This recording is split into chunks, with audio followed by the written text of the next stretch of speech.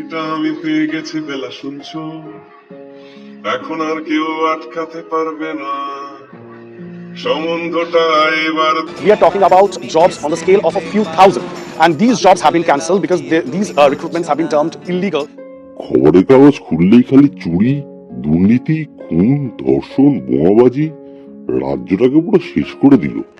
আরে স্যার, এটা তো 2025, এখন 10,000 টাকা মাসে প্রিমিয়াম আপনার বেশি মনে হচ্ছে ঠিকই, কিন্তু এখন আপনার বয়স মাত্র 25, আরও 8 বছরতে আপনি মিনিমাম বাঁচবেন। তো 2085 সালে এই 10,000-এর ভ্যালু 100 টাকা হয়ে যাবে। আর আপনি সিগারেট খান, সেটা বলবেন না, উনি 10,000 টাকা প্রিমিয়ামটা কমে 5,000 হয়ে যাবে। আরে স্যার, টেনশন নিচ্ছেন কেন? আমি আছি তো, আমি কাল যাচ্ছি আপনার বাড়ি, সব করে দেবো, আপনাকে কিচ্ছু চিন্তা করতে হবে না। রাখছি স্যার, কাল তাহলে দেখা হচ্ছে। আর কত ঢপ দিবি রে?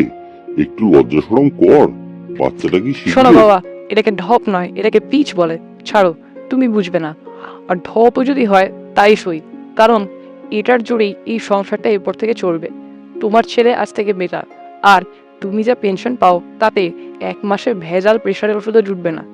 বাবা, কি করব কিছুই বুঝতে পারছি না।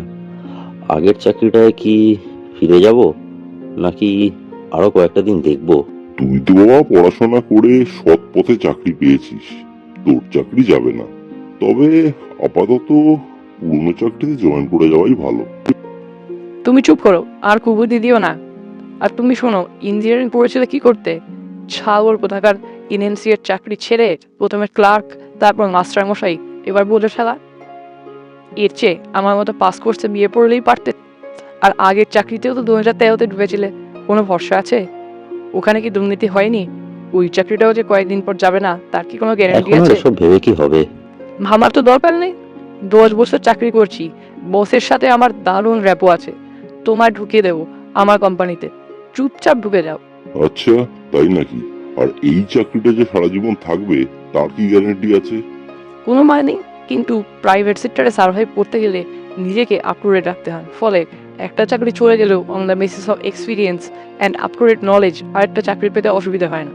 বাট সরকারি চাকরিতে সবাই ধেসতে ধেসতে সারাটা জীবন কাটিয়ে দেয়, ফলে সেই চাকরি একবার চলে গেলে আর কিছু করার কোনো আশা নেই। আরে বাবা, এভাবে হাজার হাজার ছেলের সরকারি চাকরি যে হুট করে চলে যেতে পারে, সেটাও তো আজ অব্দি জানা ছিল না। এবার জানা হলো তো, ব্যাস, আর গভর্নমেন্ট সার্ভিসের কথা বলো না।